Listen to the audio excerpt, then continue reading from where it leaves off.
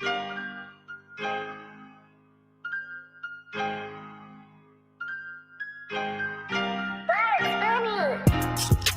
Underdog Podcast. It's your host T. Lee and my co-host Jack Cowden will be live today as usual.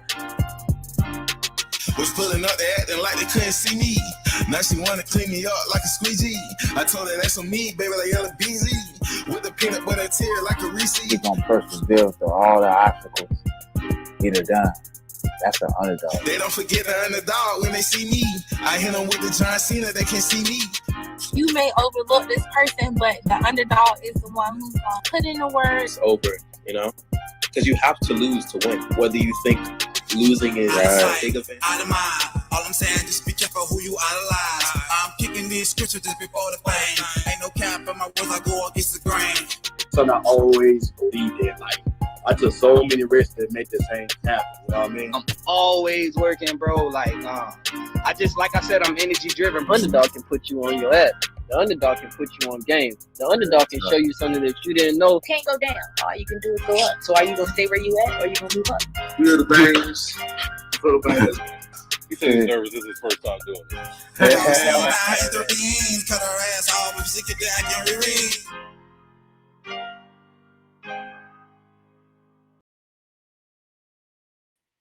Yo, what it do, good people? Welcome to the Underdogs Podcast. You know how we do when we get out, man. For real, got a very special episode going on today. You know what I mean? It's season 4, episode 13, pulling strings. We got Ocala's on by way of Orlando, one of the biggest in Florida market in the music industry, A&R and author. She specializes in artist development services. She worked with numerous artists, such as Young and Ace, Rod Wave, manager of Tony Boy, Huncho, 613 Twizzy. We got Stryngz, me, on today. You know what I mean? We're going to tap in and get a story as we unravel the strings, you know, towards success along with the grind. Going to bring in here.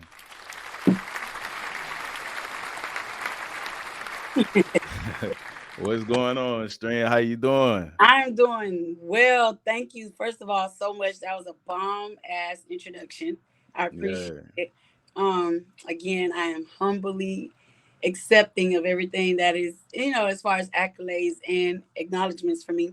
It's a pleasure to be here, too, by the way, because I love when it's people that I don't know watching who tap in. So, yeah. I'm happy to be here.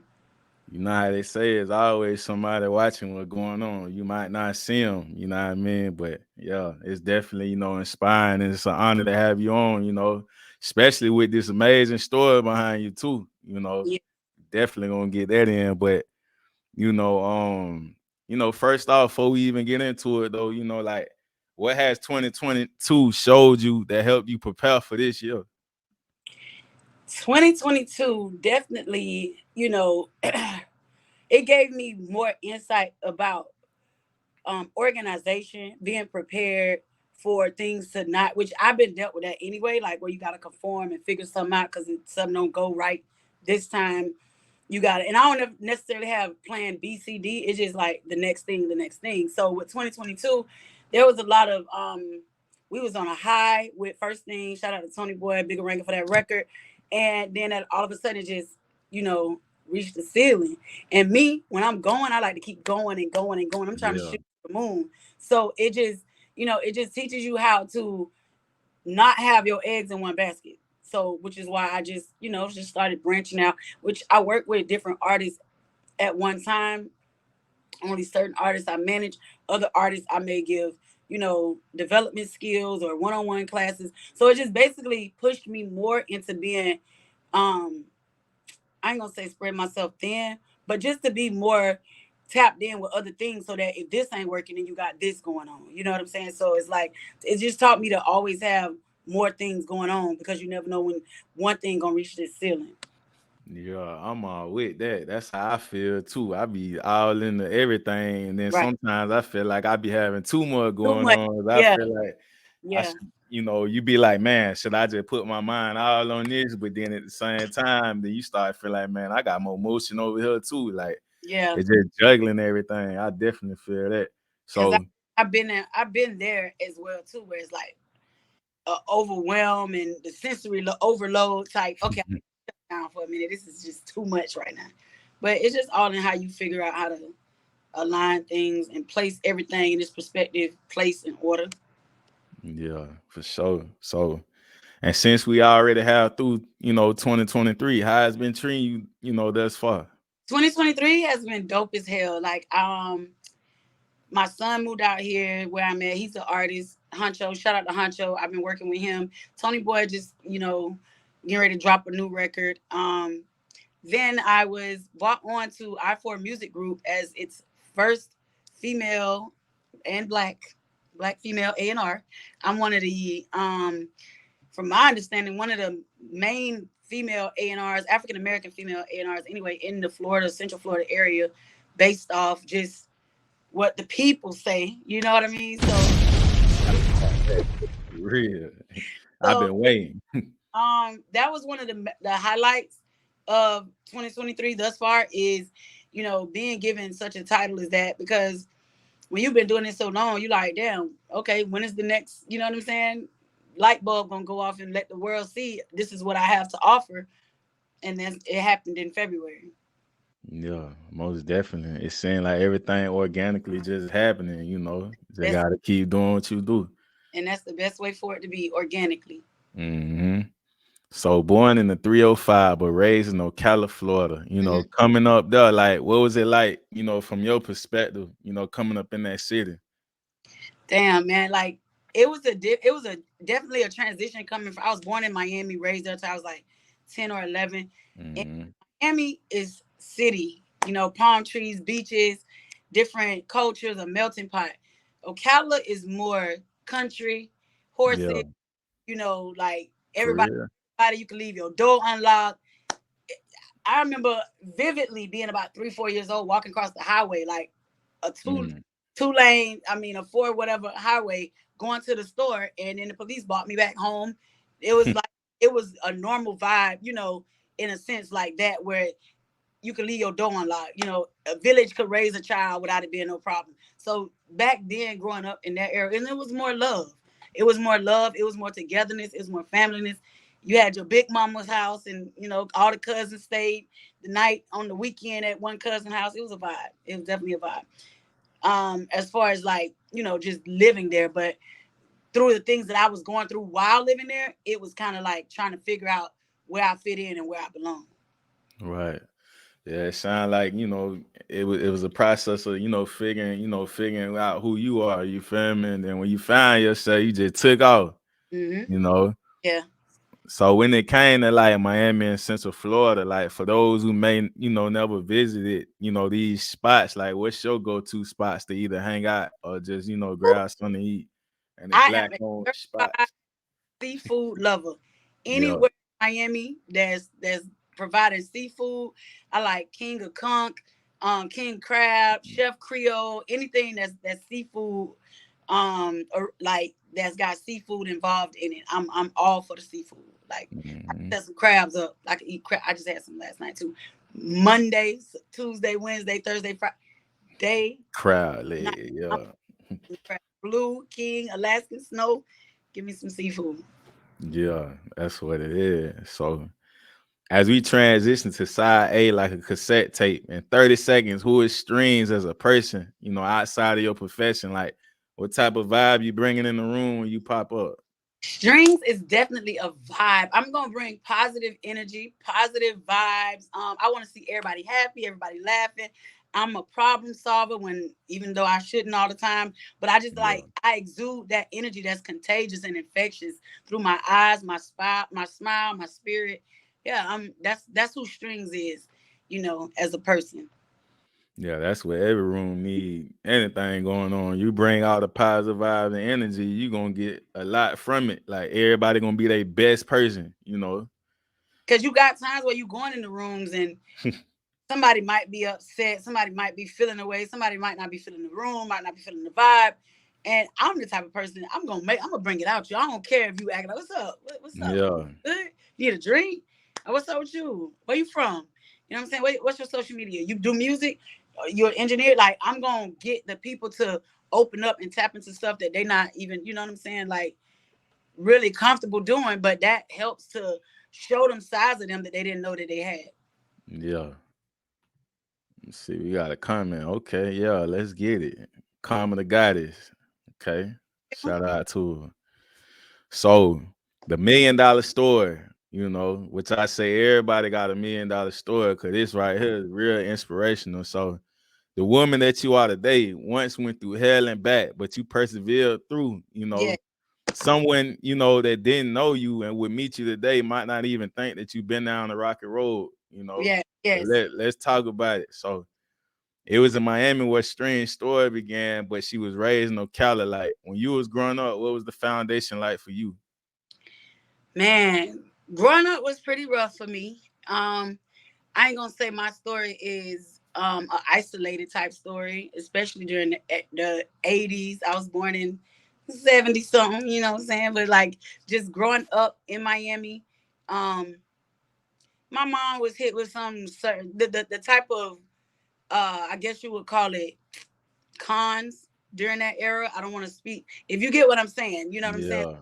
There were things that ended up where I'm the oldest of 4 kids, so I had to make sure everybody got to school. I had to make sure everybody ate. I had to make sure, all these people that's in our house is in the way, eating up the food, drunk, laid out, and everything. I had to make sure nobody wasn't touching my siblings or bothering nobody. So it was a lot for me, as a 9-year-old going through all that different type of stuff. And I'm like, damn, it's a lot. So at 9, I'm taking on the role of mother.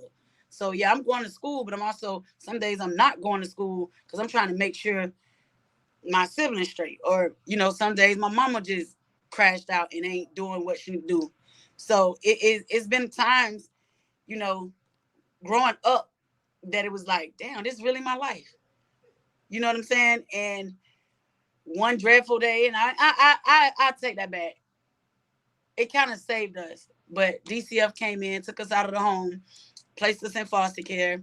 That was one of the most scariest moments ever because you're stripped away and you're removed from the only life that you know and the only loved one and the parent that you know.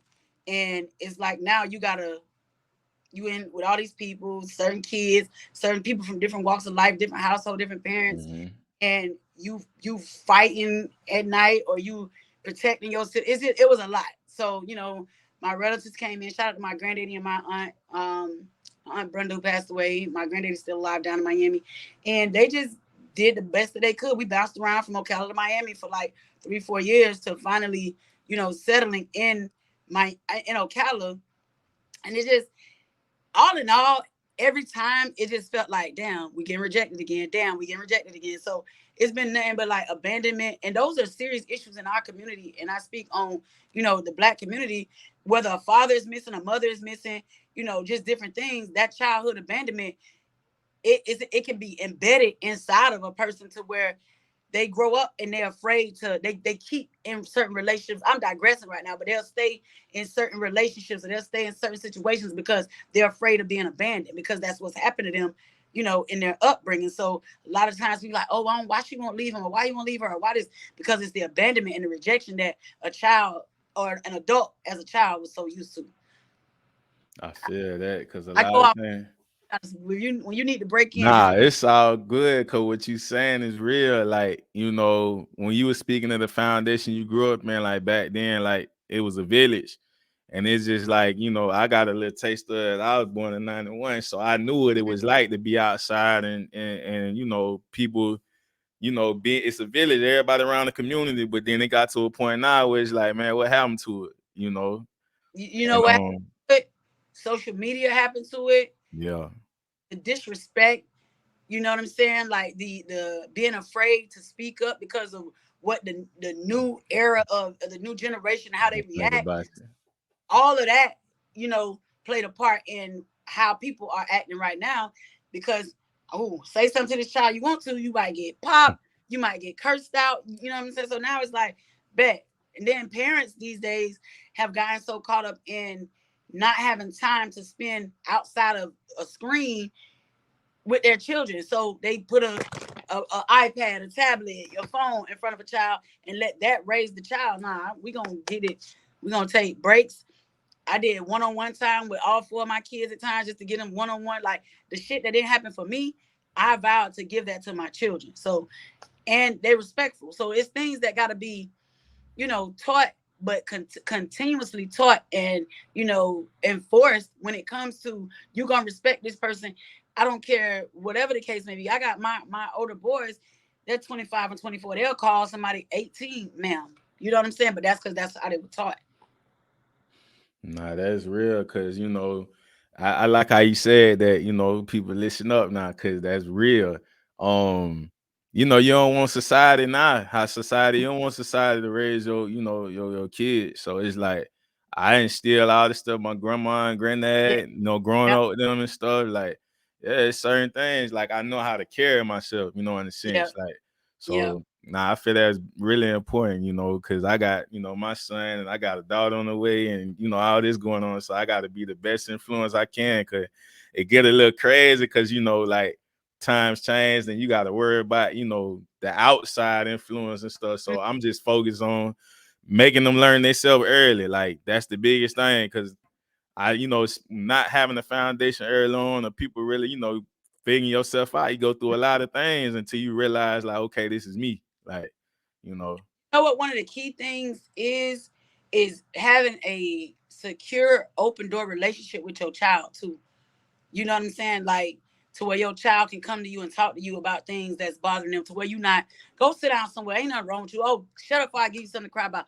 Like I Yeah. got that kids. Like I love that. They come to me. We could talk about being bullied. We could talk about your emotions. We could talk about things that make you so sad that you may want to be, self-harming. We could talk about all the things you want to talk about. We could talk about you don't know if you want to be gay or not. It is, just whatever, because I'm going to be that person for you. You're not going to have to go look for that nowhere else. Right.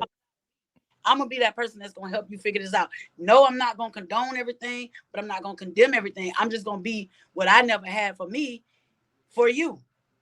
So that right there is one thing that, parents have to, well, I personally would appreciate if more parents, especially of our culture and race, would not be so quick to shut kids' emotions down. That goes especially for young men and young boys, because that makes them bottle their emotions in, and the only way they know how to react is anger.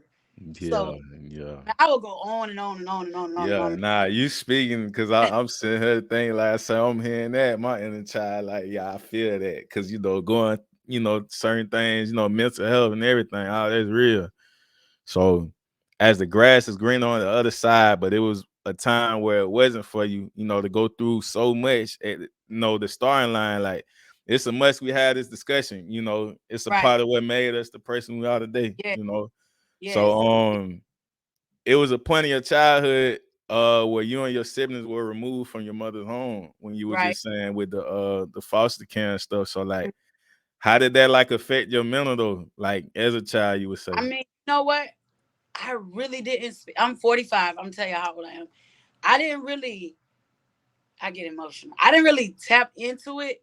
So I think I was 32, and where so much of stuff I buried, so I didn't have to acknowledge it or deal with it. So a lot of things that happened to me along the way, like feeling like we was the black sheep. And I say we, me and my siblings.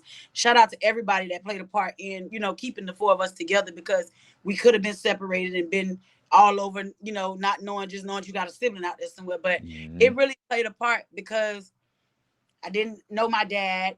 My mom is doing whatever. She's not fighting for us. We going through this over here, and you watching all your friends living, normal, what you feel to be normalized 2-parent household, maybe 1-parent household, but they got their mom or their dad. So it's like you watching what you feel like, dang, why that can't be me? So it's like now I don't know my dad. My mom is not fighting for me. I'm the oldest. I'm feeling like a black sheep. We're removed. We going for all of the emotions of, like I said, rejection, childhood abandonment, not feeling like you good enough, like anything along those lines that could permeate a young girl's mind. It did for me. So I would be looking for love like anywhere, just because I want to feel loved. You know what I'm saying? So I let you. Okay, I'm 13 years old. This 21-year-old is done wooed me into feeling like this is what it is. But the emotion and the love and the affection I'm looking for from other people, I wasn't getting it. So now I'm over here doing stuff I don't got no business, because I just want to feel that feeling that I feel like is a euphoria of feeling good. So it played a real I don't want to call it detrimental because the things that I've been through and went through could have made me a cold-hearted individual, but instead For I'm real. flipped that. And it made me, want to be the total opposite because generational curses are real, and you know what I'm saying, that type of shit be happening. Um, but I just chose to not succumb to that, and instead of being a victim, I became victorious, and that's something I always tell people. You gotta like how you finna play it? You finna sit there and wallow in that and just let it go, For or you real.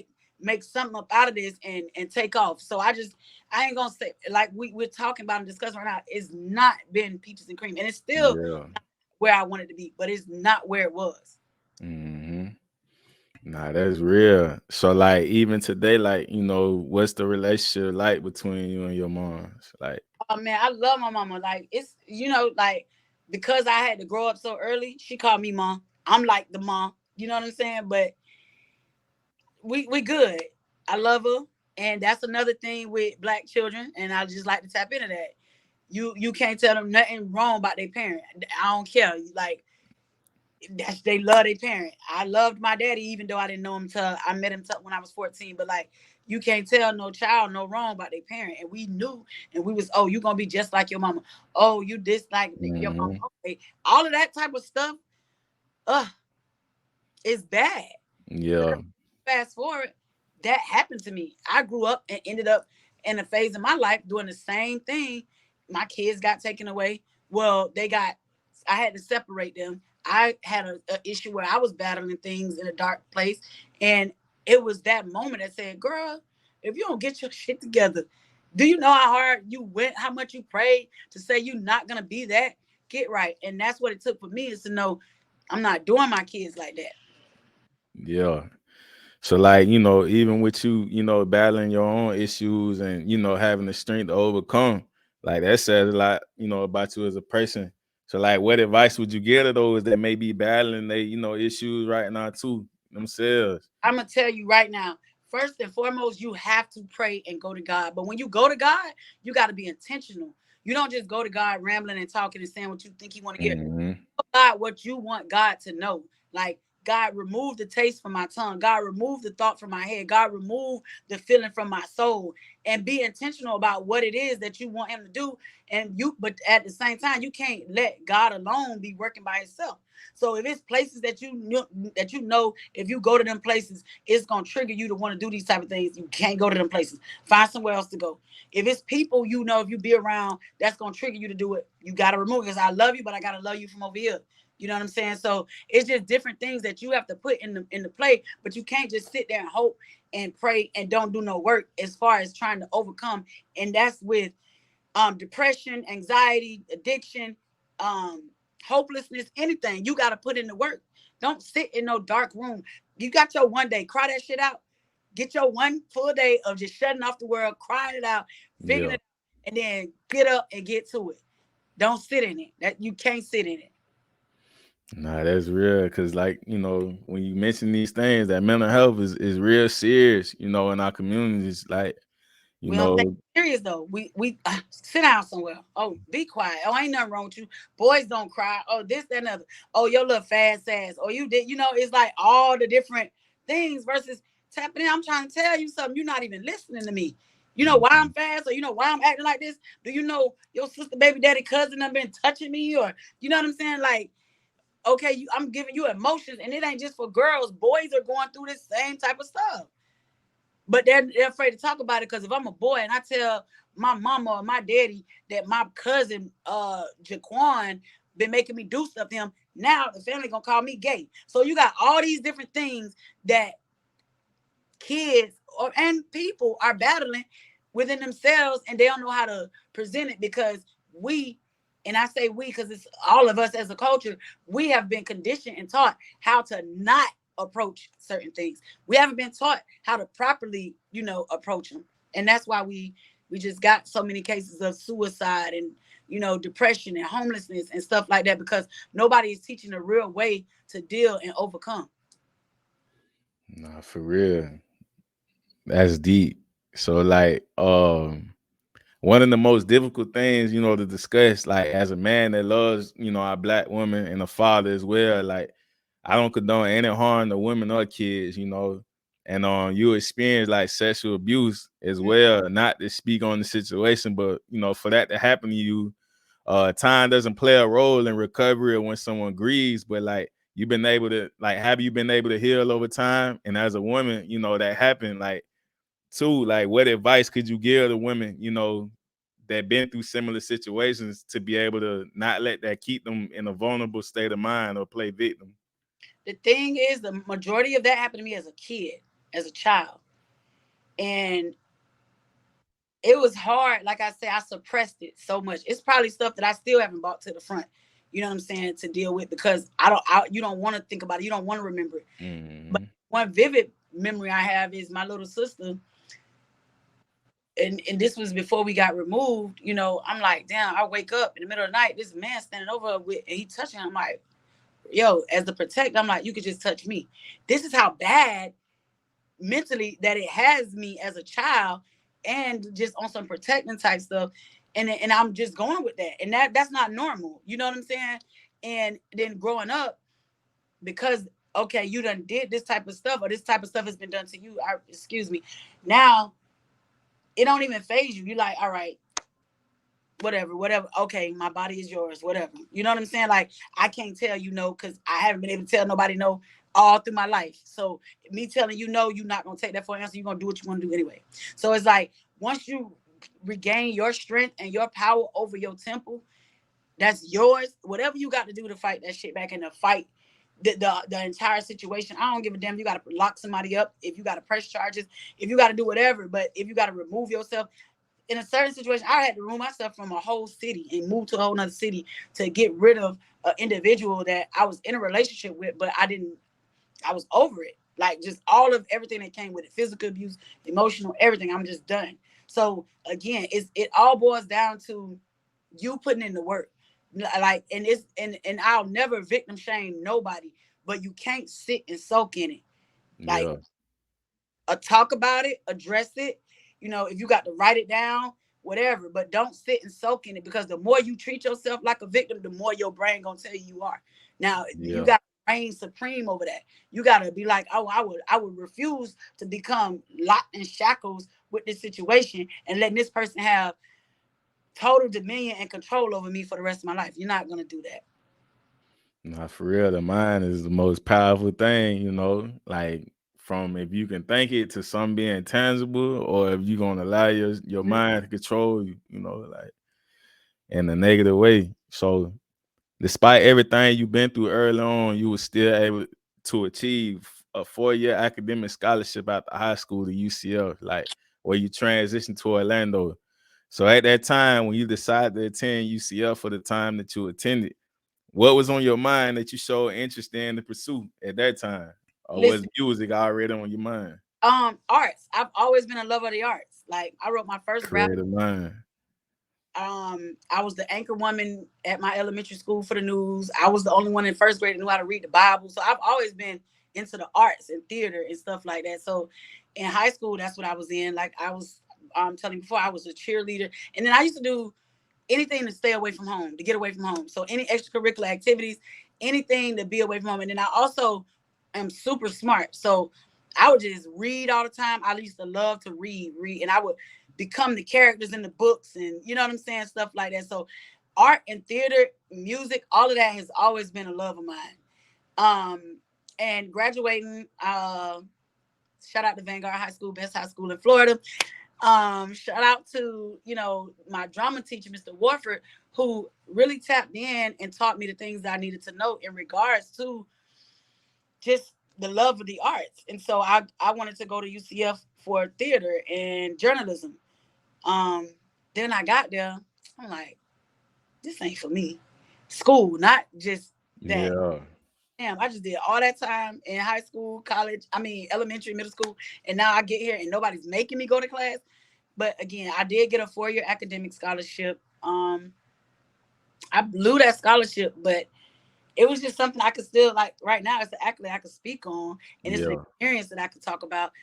But yeah, I did earn that. a full ride to UCF. I dropped out in 2 months. I got pregnant with my first son. We moved away to North Carolina. I got married young because I was like, this is my first sacrifice to being a mother that, I'm never going to take mine through what I went through. And I Yeah. married, it wasn't marriage for love. It was marriage of sacrifice and stability. And so that didn't last. I'm 24 years old, young, divorced mother of 2 kids, one on the way. Long story short, it's every time I look around, it's a constant hurdle to jump, a constant hurdle. And every time Yeah. I'm constantly jumping because my childhood taught me how to overcome things. So that's where I'm at today. Like just always knowing how to overcome. Always. Yeah, it seemed like you were killing the relay for real. That's what it feels like for real. Uh-huh. So, man. All right, through everything, it's almost like you hit the reset button on your life. It's like you had a glass mirror that broke and you started piecing it back together, rebuilding yourself. At some point, Stryngz got in touch with us, like in tune with herself. So, how does one that been through so much without a negative, you've experienced, like you were able to not be a victim and come out strong as ever? Like when you could have easily got comfortable in any of those situations, but it was the willpower you had not to settle. My kids saved me. My kids is the reason why we sitting right here today, talking and having this discussion, because they gave me the willpower and the determination to get back up and get this shit back going. Because this not you promised yourself and you promised your kids that you would not repeat what you went through. So do whatever you got to do. And even through the times where we battled, we've been homeless, we done slept in cars, we done stayed in motels. I still was pursuing this music stuff. I still was pushing what I do. And my kids, they ate, clean clothes. We was good. Like they'll say right now, like, you didn't let us down. You did whatever you had to do. And my daughter just told me, my 20-year-old, she was just the other day, she's like, I'm just so proud of you. I'm like, wow, what I did? She's like, just everything that you went through and we went through with you, and you still made sure we was good. You still came out on top. So, and that goes back to when I'm like, you never know who's watching. Here I am thinking I'm just letting them down, through that. It was like maybe 13, 14 months where we went through certain things due to some other technicalities. Yeah. And it was like, damn, I'm about to take them through exactly what we went through. And that in itself just made me figure out whatever I had to do to get it right, which landed me becoming a felon. Mm-hmm. Yeah, like But even without throughout that, you still able to beat the odds though. Like you say, it was just like the training early on. You got to deal with one situation that's traumatic to be able to just push through still. mm-hmm. It's almost like you ain't in the back of your mind since a kid. You never allowed yourself, like you always had the strength, I to just not just felt like the world was my stage. You know what I'm saying? Like, right. like this is my stage. I determine when the curtain call, when it's gonna close. Like, so nobody's gonna tell me when my curtain is about to close. Mm-hmm. Nah, that's real. So today we have Stryngz, CEO of Stryngz Me. It was 2012 where you launched Stryngz and Things brand, the dancewear boutique in Orlando, Florida. Shout out, But that was my baby. but as time progressed, you decided to get into artist development. Like, how much of an influence has music had in your life, though, in general? Man, music is a universal language of the world. So music done got me through happy times. It done reminded me of sad times. It done pushed me to keep going. The type of influence it has, it was like when I transitioned from, the shop and all that type of stuff, it's because I love to be out. I love, to be around music. I love networking and supporting and promoting type stuff. And I just found a way to make all that coincide and work together. And it was like, I was somebody that would long time ago. I'm putting people on Rich Homie Quan. I put people on Future here, Kevin Gates, Mm-hmm. Age Loaf. It's like when I hear something, I'm like, no, this is the one. This is gonna be it. And every time it turned out to be just that. So I'm like, this is probably something I should do. You know what I'm saying? So, and that's just how I got into this part. But then as I'm learning as I go along, because nobody taught me anything. I'm self-taught in everything that I do. I'm like, I want to be the voice of the unheard. I want to be the voice of the underdog, pun intended. You know what I'm saying? So it's like Right. I want to be the person that's the advocate for the voice that nobody be trying to hear. So that's how I built, this brand and where I'm at now with working with artists who otherwise wouldn't get the opportunities that a lot of the artists who got a bigger bag or a bigger brand or a bigger name would get. So I created my own platform to where let me pull some strings for you. Let me work with you. Let me teach you. Let me help you. Let me get you to the next level. For real, because that music business is a monster. If you don't know what's going on and what you're doing, it definitely is a monster. For real. So what made you want to have a seat at the table though in the music industry? Like, all right, I'm here now. Like, let's get to work. One, just being a woman and I get tired of being looked over or sexualized or made to seem like my voice ain't big enough or my thoughts don't matter, or my opinions, my suggestions don't matter. So I'm like, all right, I got this. You know what I'm saying? Matter of fact, I got my own table. Y'all stay over there. I'm gonna just do this one. So that's where it's at with me, to where for a long time it was no respect. Like they just knew me as, okay, Stryngz gonna turn up, she gonna support, she gonna come out, but it wasn't the respect level that I am now. Like I get label calls. You know what I'm saying? I get before I even I can go stand in rooms that people with money can't stand in, and that comes from relentless over the last 10, 11 years of grinding, putting in the work when other people would sleep, popping out the things that nobody else would go to, constantly pushing Stryngz, the brand, the person, the advocate, the woman, the trailblazer. So, that alone was like, no, I'm about this, what I'm finna do. There are times where it's like, I want to say, I'm done. I can't. Now look back, you see how far you came? You really about to give up right now? So that's what, just essentially keeps me going, is because it's like, I came way too far and done For way real. like, but the mind is, I'm saying, I'm human. And sometimes, like, I'm not even, like I said before, I'm not even where I'm supposed to be or where I want to be yet. I'm not where I was, but I'm not where I want to be. I see myself just on a whole nother level. And don't get me wrong, I have national like notoriety, like in this industry, but it's just like I'm trying to be universal. Yeah, for real. Now I feel that when you said that too, it's like, even though I ain't why, could have been, would be, it's like I'm still got my foot on the gas. I ain't hitting no brakes. For real. I am literally pedal to the metal. Yeah, and then you say also it usually be like that, like when you do work that other people don't, like the average person wouldn't do, and you still just decide to go do it. It's like, it's so much success built from that too, because people just want to just think it's just overnight, like, all right, or it ain't happened fast enough, like you got to put work in behind it, even when you don't feel like doing it. Like it get real. And I do it when I do it when I'm broke.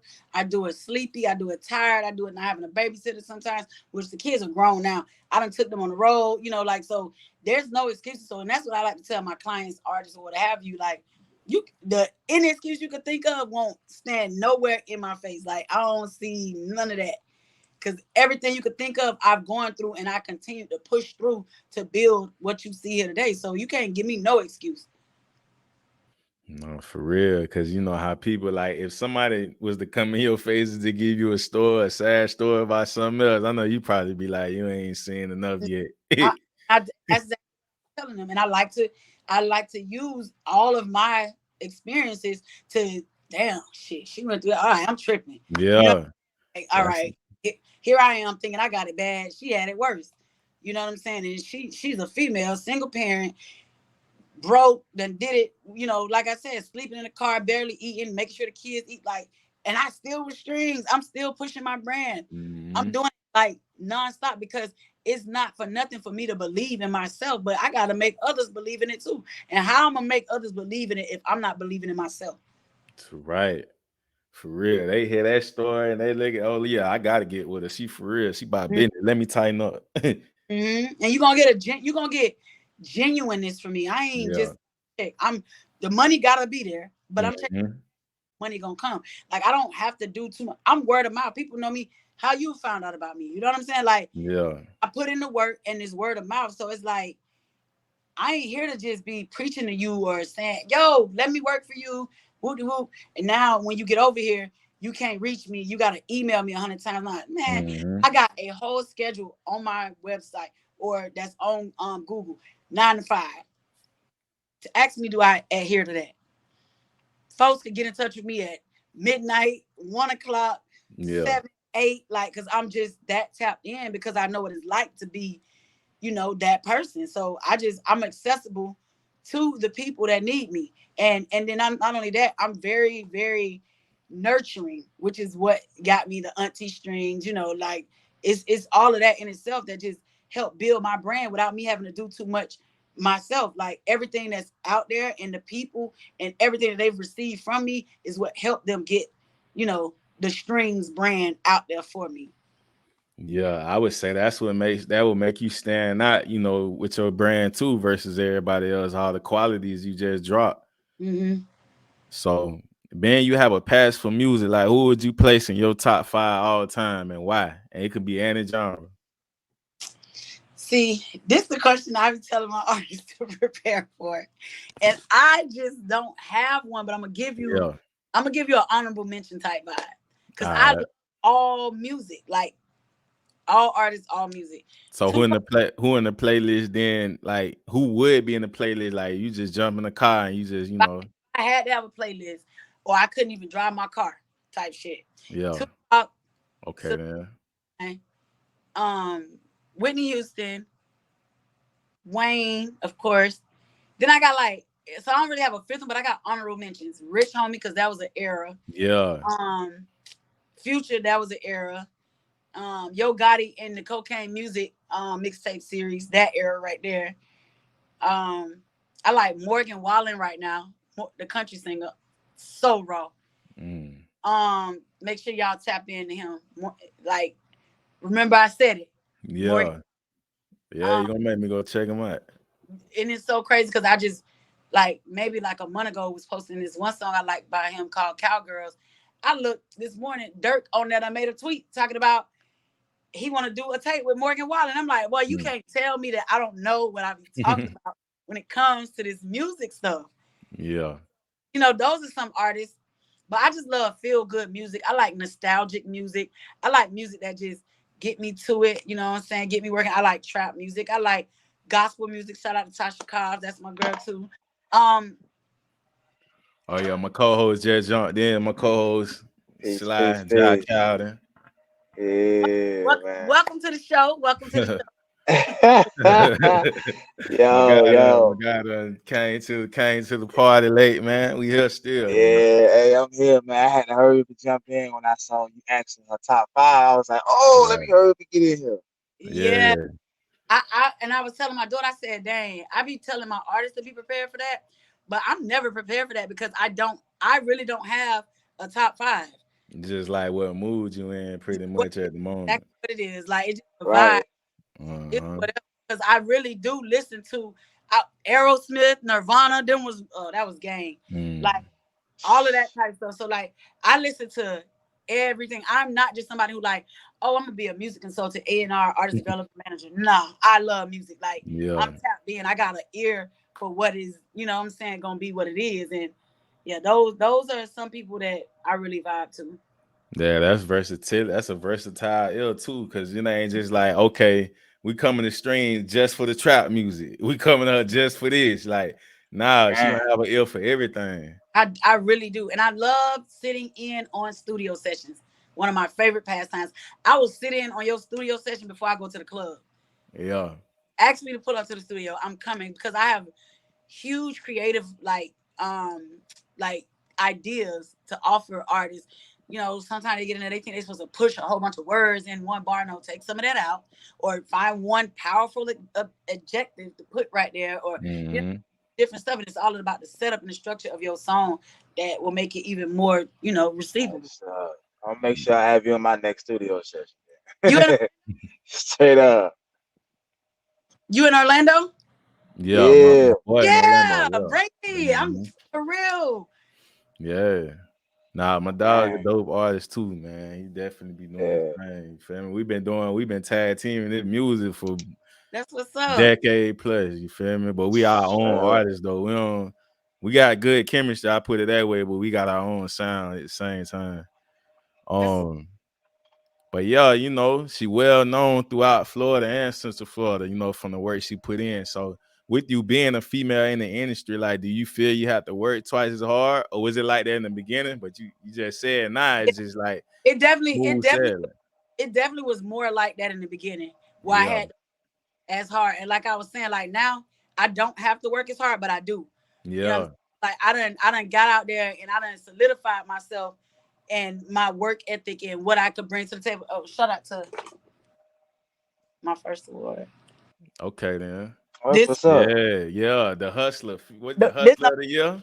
this the Woman in Music Award. Uh-huh. The first award was given to me. That's what's up. Well Uh-huh. So deserved. I Yeah, you jumped in right on time. got We got the awards like award that. too. Think, man, what the hell wrong with people? Oh, they ain't paying attention. Oh, they going off. Which I'm popular, but you think like, oh, they only want the dudes because it's a lot of no offense to nobody, colleagues, and none of that. I don't see nobody out hustling me. You know what I'm saying? I don't see nobody having the same passion and drive and the sheer determination like me or the wholeheartedness for the artist. My concern and passion and love for the artist I done babysat an artist kid while they go on the show. My family done took in like we work together to help figure out stuff. I done used my car to get to the places. I done used my money to get to places. I done slept in one room with me, the artist, the photographer. So I'm really trying to help these artists get to the next level based Hmm. off my heart and my knowledge, but based off my heart because again, I'm the voice of the unheard. I'm a major underdog, even though I'm not there, but there's so many other underdogs under me that don't have nobody barking for Yeah, for real. Nah, Stryngz on the way with it though. You feel me? Straight up. them. Mm-hmm. Talking about universal, worldwide type deal, Yeah, you know, for real. That's the yeah, ambition yeah. behind it. I'm So sure like ready. so like what is Stryngz daily schedule like? What does it consist of being that you juggle a lot of different things? I do, because I'm a grandma too. So she not here right now, but I'm like a full-time grandma. I get up, get her together, gotta feed, bathe, put her Grace's Corner on, Miss Rachel. Um, and then I'm on my phone. So I'm checking emails. I'm trying to line up stuff for my son. I'm making sure flyers are done. I'm going through different stuff on Instagram, trying to see who got events going on. I'm reaching out to the artists, telling them I need them to get these drops done. Okay, remove this from your page. I need you to go live. I'm checking on, did the engineer get that master and the mix and master yet? So any day is something different, but it's every day is the same thing, chasing the grind Hmm. and trying to connect dots. Keep that grind peaking for real. Straight up, man. So you find your success with your first artist, Ala, Yeah, in 2016. It was up, and you worked with think we lost you. a boy. Like, in what ways over time, from your first artist, do you uh do the artists you manage now, like what you provide to them as they continue to grow as big as you are in the state of Florida? Say that question again, because the thing had went out. And what ways over time from your first artist do you do different with your artists that you manage now for them to continue to grow? I don't allow the artist to have as much control. You know what I'm saying? Like, because then with Allah, shout out to Allah, like he just wanted to have so much control and wasn't listening. Because that's the thing that you're gonna run into with the artists. They think they know and they want to listen. Yeah. So now it's more so me being, no, I know you got me here for what I know. I need you to listen. Not saying they don't have no creative input at all, but I that was the main thing that I learned with that situation, because that didn't go as far as it should have, because he was just hard headed and wouldn't listen.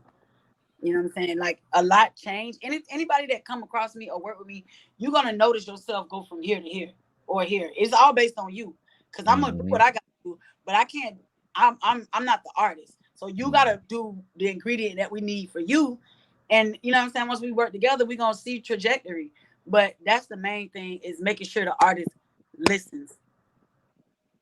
Most definitely. Speaking, we talking to that too. You also published the book. Let me pull some strings for you. You know, the free game self-help guide for upcoming artists to take advantage of that you published. Like, let's talk about that too. And see my book. Let me Make sure y'all go cop that book, man. now this book, I would say, I think on my website it's still on right there, stryngz.me.shop. I got it both digital and paperback. And when you order the paperback, I sign it. Let me see if this one signed. Oh yeah. Like I will sign it or whatever. Yeah. So what made me want to do this book? I was going through one of them times where I was telling you, like, well, I'm like, forget it. I'm stuck in a rut. I don't want to do this no more. I need something else. And I talked to God, you know, like I told you, be intentional with him. And at that moment, I'm like, dang, I had to do 6 months of sacrifice and obedience. And I stopped drinking for 6 months, no alcohol. And I was able to write my book in the first 90 days of that. So God will reward your sacrifice and your obedience when you do things. So the book allowed me to add another notch under my belt as author. So, you know, I call them strings. It's 10 strings. And it's like the first basic things that artists need to know, because you got artists that go to a studio. Oh, I'm a rapper now. No. Do you have a BMI? Do you have do you have a bank account? Are you with, you know, your DSPs? Those things help solidify you as not just a person, but as a brand. So that's where I come in to teach the artists on how to present themselves as a brand so they could be respected as such. You know what I'm saying? So that book was like, oh man, I love the book because it was me it was therapy for me. Because it was, like I said, during a time where I'm like ready to give it up and I don't want to do this no more because I just keep running into roadblocks and ceilings. And I just was sitting at my computer and I'm just writing. I'm like, put that in a chapter. Well, I call them strings instead of chapters because it's like lace up the strings and go on your journey. But straight up, you know, nonetheless, that book it's the first of many to come. We really appreciate you for even dropping those type of gems, because as an artist, we so focused on just the music side of the game, not the business. So that's very important that you drop them gems, man. For real, for real. Then, you know, artists, we be like, some be so full of themselves and they, you know, they know they're making good music. They feel that's good and they don't want to hear nothing nobody, you know, tell them on the business side. Like, if you can't get the business right, you can have whatever records you drop, but you know, you got to know what you're doing with it. For real, for real. And like I said, they just feel like they go to the studio. Then don't get me started on the artists who go to a studio and just record. Don't pay for no mixing, no master, no nothing. Just like if this is something you really want to do and you serious, you have to make it your hustle and not a hobby. So if you want to take it seriously, you need to show that you believe in quality, not just quantity. So you can have 100 records, but are those 100 records engineered correctly and properly? You know what I'm saying? So it's like, don't sit here and waste your time and everybody else's time by not giving it everything that you could give when it comes to the production and the presentation of your music and of yourself. Yeah, for real. I don't see how people don't do that either, because it's like whatever you create, that's your art. So it's like you must treat your art like your child. It's like, yo, if I'm going to present this to the world, first the first thing is, it's like presenting anything you got, whether you're an artist, you whatever you create, it's like you got to be on your P's and Q's. Exactly. It's like when somebody first hear it, that's everything to them. Yeah, that's just like when a barber cut or a hairstylist do hair. Yeah. When you put that out there, that's speaking for you. Who did your hair? Yeah. You know what I'm saying? Like, who cut it? Who did nails? Who painted your car? Who did your music? All of that type of stuff, it speaks for the individual who produced it. For real. I think the only artist that ever in history ever probably did it like that, where he just was putting it out. You already know who I'm talking about, Sly. He probably they say Pop used to be in jazz, but I think it was his voice though, maybe. Because he was like, he ain't even want. He was like, hey, we gonna run it. That man recorded so much music in a short amount of time. Really could. He didn't play that bit back.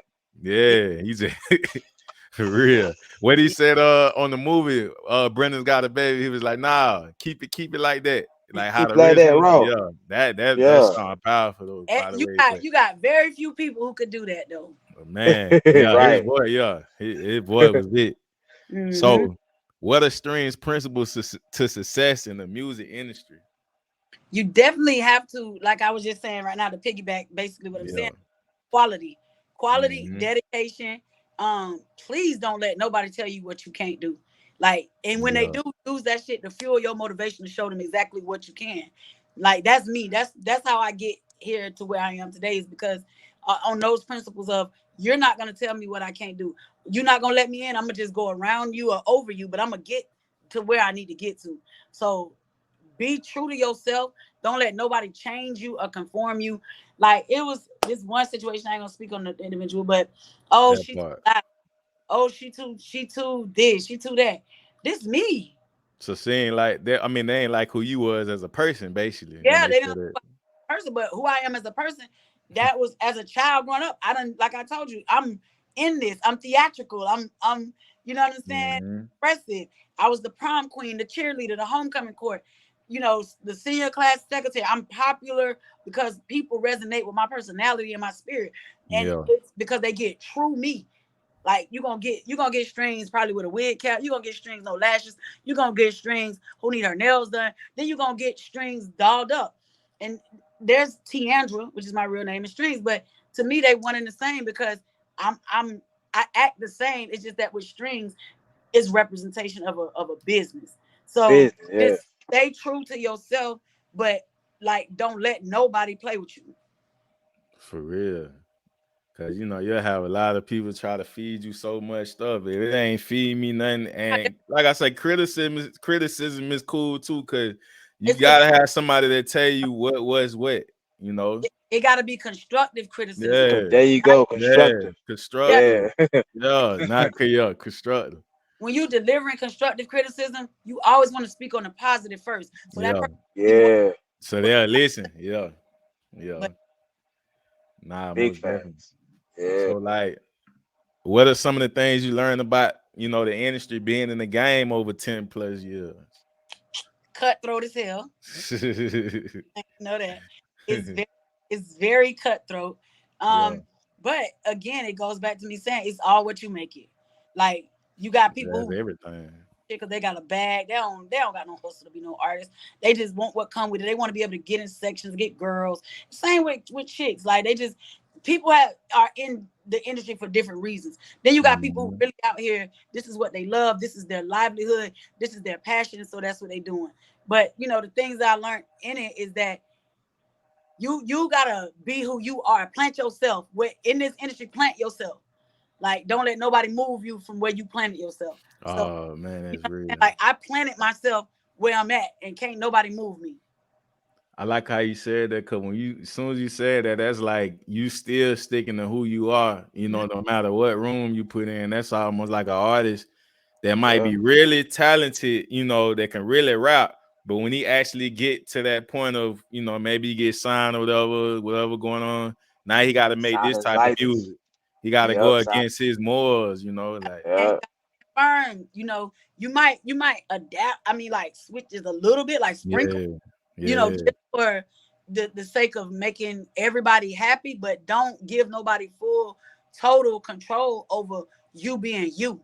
You gotta, because look at all the people like Cardi, Glorilla, just different people feel are gimmicky. Even the baby, just different people that people feel gimmicky. They stay true to themselves.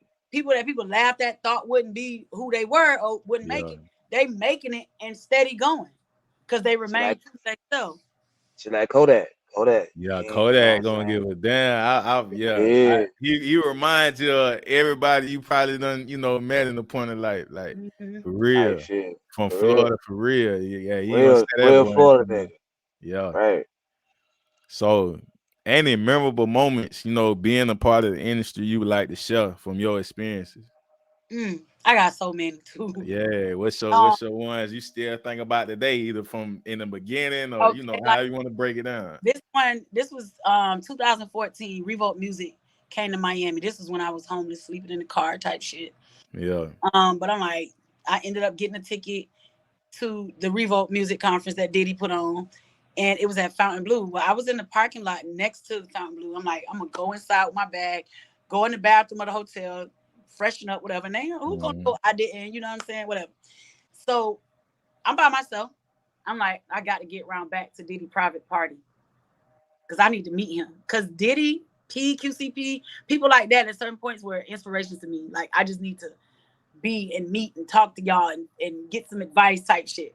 Yeah. I walked around, came around some bushes. Soon as I went around, mind you, security and everything, but I have I don't know, gift of the gab. Like, so I act like I'm supposed to be wherever I'm at. I act like I'm supposed to be there. Right. So when I walked around, walked through the thing, I don't like, look nervous or act nervous, and I done snuck through the back gate in the bushes. As I'm sneaking through the back, Diddy walking up, I just walk right up to him and shake his hand. How you doing? My name is Stryngz. Nice to meet you. That, just the whole idea of me having that thought in my head, planning it out and executing exactly what I said, and me saying, "Oh, I'm gonna meet Diddy," and it happened. That was a good day. That was his. It wasn't even so much because I'm never starstruck because I just do this shit so much, and I'm so celebrities, and I got so many celebrity friends. Like, I'm a vibe with them anyway.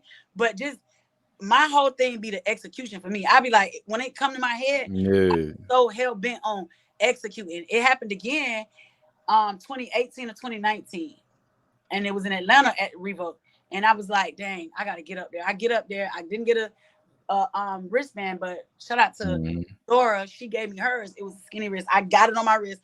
I went in. It was either Studio A or Studio B. I'm like, which one I'm gonna go in? Because I need to meet P and Diddy, because it was QC Diddy in there on the panel. So now you put both of them together.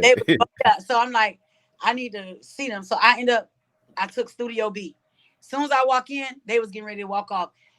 Everything just be aligning. When I speak it aligns that way. As they walking off, I'm walking up towards them, and I stopped. It was P first. I put my hand out.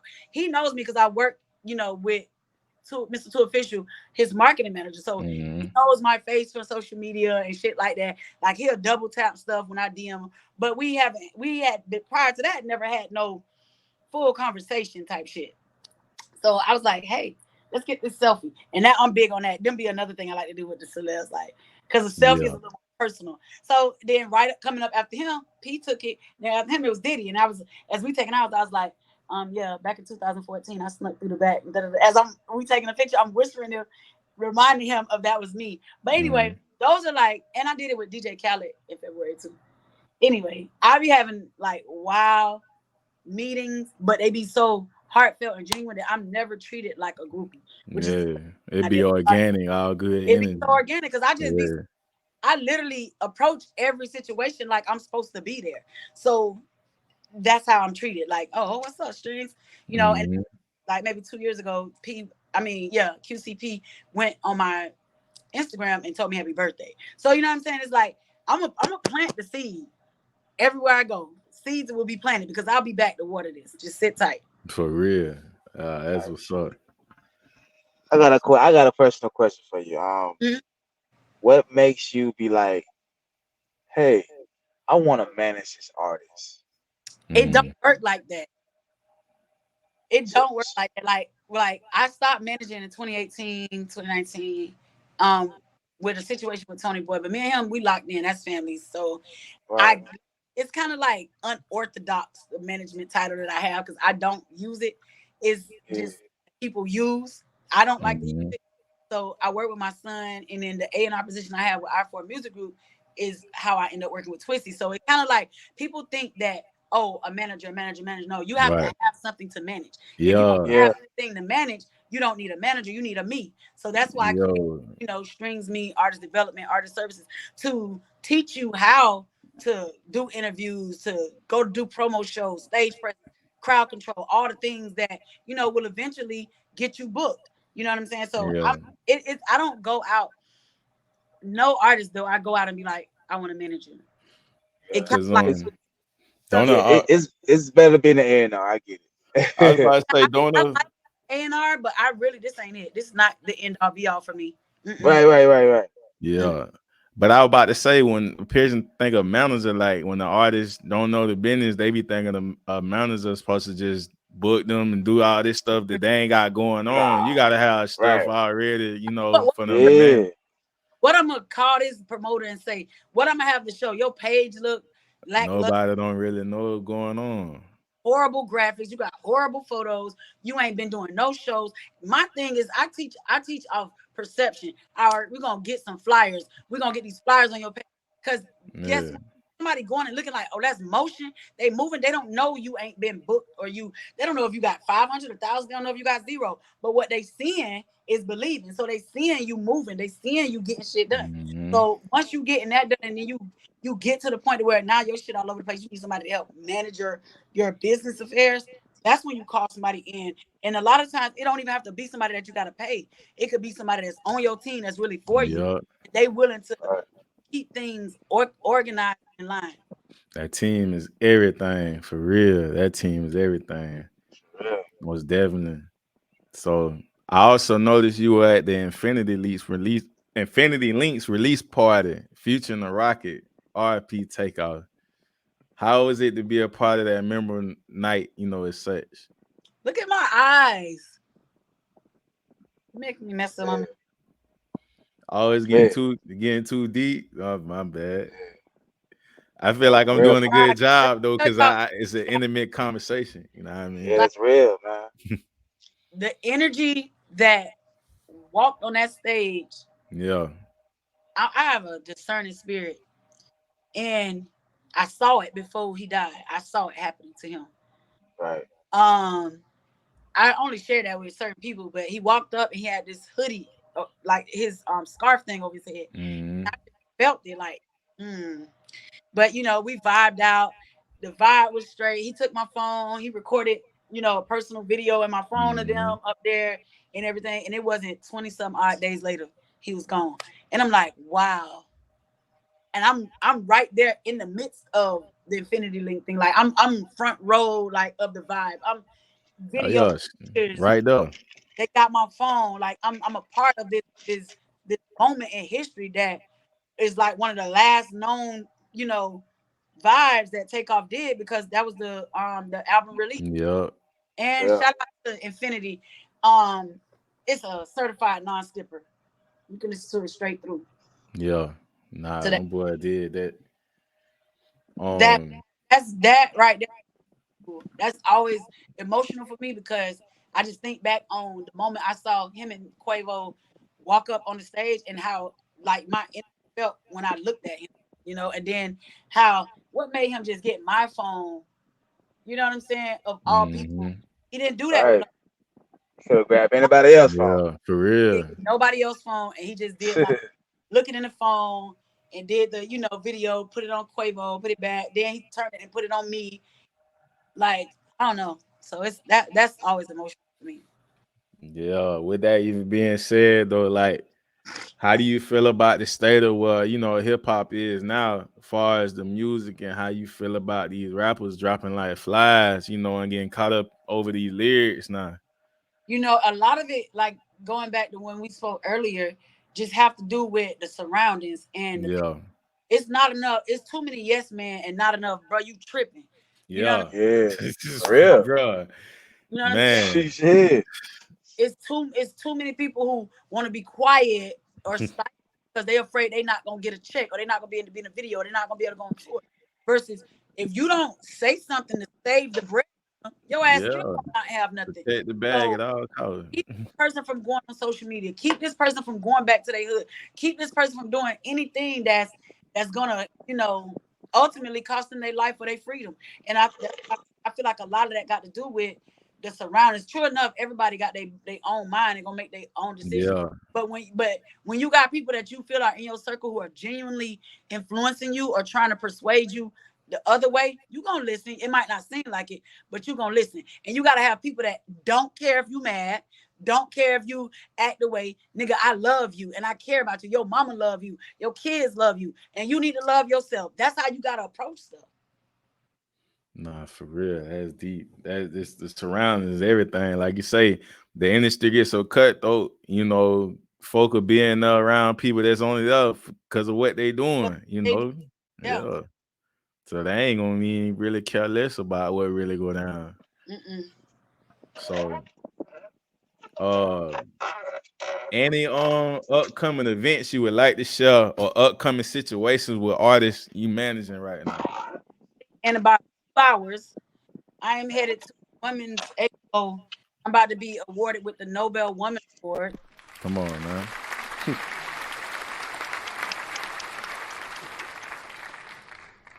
Something that I didn't even, I was like, what? Okay. Again, y'all grind like it's no tomorrow because you never know who's watching. So that's the thing I got going on right now. Tomorrow I'll be in Pompano for Kodak Black Day with that event. I got Honcho and Twisty got shows on the 16th. By Tony Boy is about to be released on the 16th. So it's a lot going on right now. It's the summer. We getting it crack-a-lacking. Most definitely. So like, you know how I feel, you know, to see the motion keep getting bigger and bigger over time, though. Like, what is Stryngz manifesting for itself as Stryngz continue to go to the top? My goal and my manifestation for myself is to continue being myself and just expanding to the point where I have become one of the most well-known trailblazers for the African-American woman in the music industry, who is a staple. Like, okay, I own my own entity as far as like a consulting firm, a management firm, a label, A&R firm, but I just want to be the head of whatever it is. I don't want to be under nothing. I want to be the head.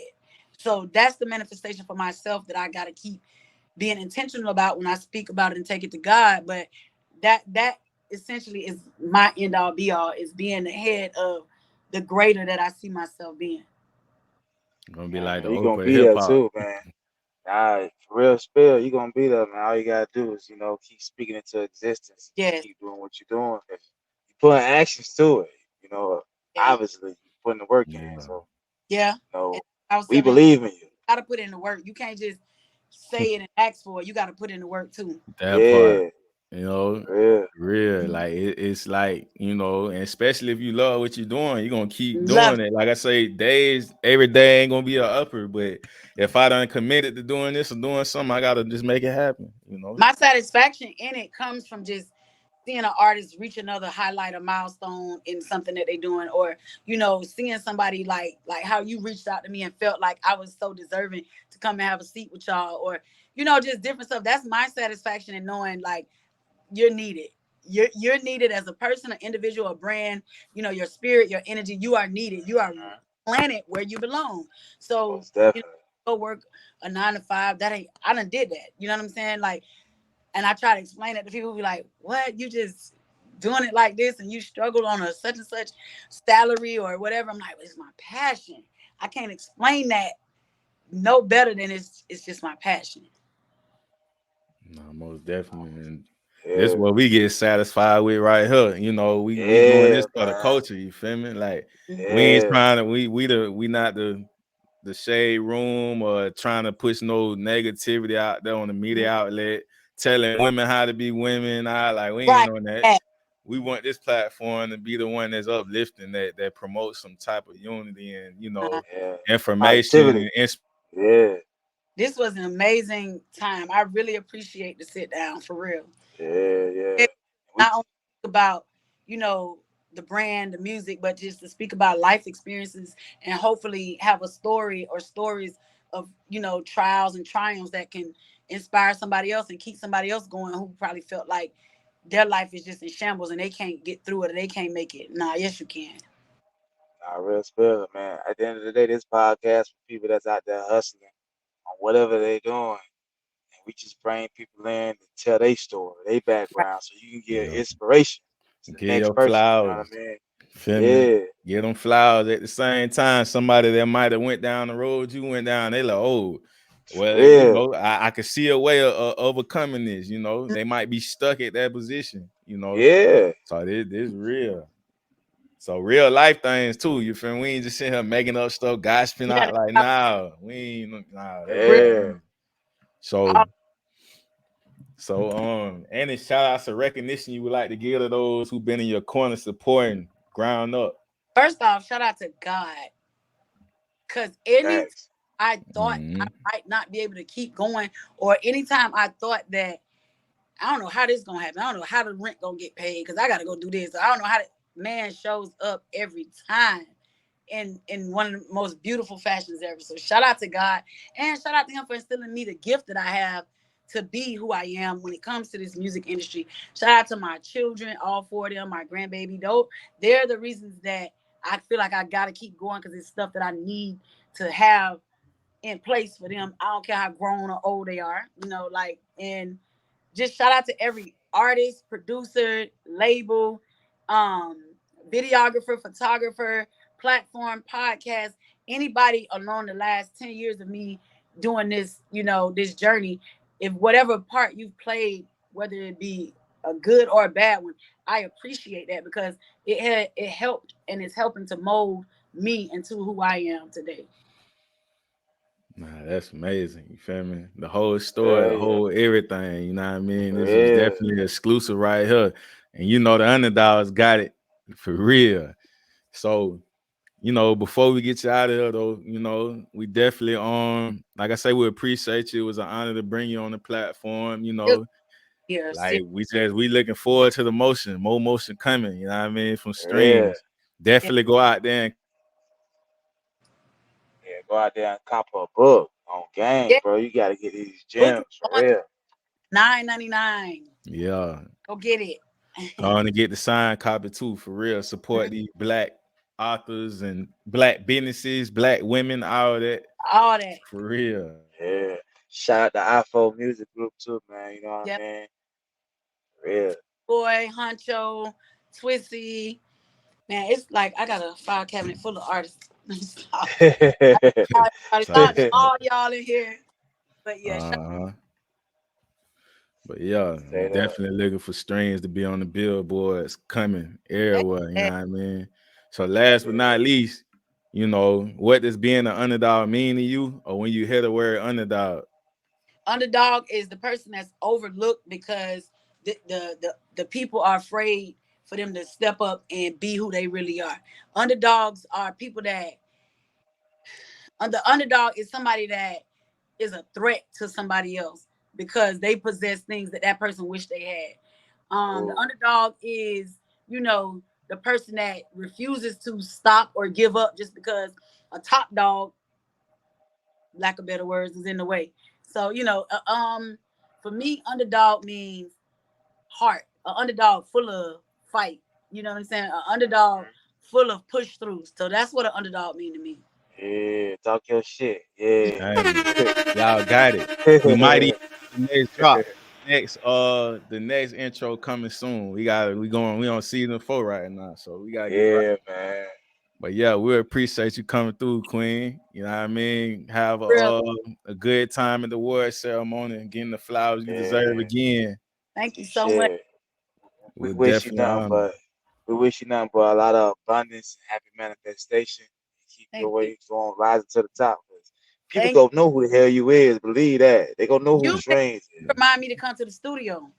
Oh, I'm gonna hit you up on. I'm gonna hit you up in the DM, man. I'm gonna let you know when my next studio session. For real, for real. Say less. Got you. Well, y'all continue to be great and can keep killing shit, keep building this shit. Don't let nobody rain on the underdog parade, because y'all know where y'all stand and where y'all. Yeah, ain't nobody in our way. We ain't worrying about none of that. Real, we gonna keep it going. But yeah, this was season 4, episode 13, pulling Stryngz. Most definitely. Out of here. I got carrots. Open up her mouth and she got vocals sound like Janet. Marble on the floors, but the kitchen kinda granted. Lean color perk, you would think it's pomegranate. I see flying saucers finna roll another planet. It will fall in place if it's meant to be organic. I got crazy lingo, you would think I'm speaking Spanish. I'm something like a pie, never leave without the cannon. I'm enlightened. I got stones around my neck.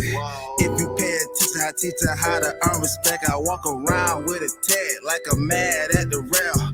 People do any damn thing for a check. So what if you got signed labels, throw them on the shelf? I don't ask for help, I just go within myself. Hard times I prevail, I bust up out my shell. I let my nuts hang, cause it don't got no curfew. Gold mouth, rabbit on my teeth, I got carrots. Open up a mouth and she got vocals sound like Janet. Marble on the floors, but the kitchen kinda granted. pomegranate. I see flying saucers finna roll another planet. It will fall in place if it's meant to be organic.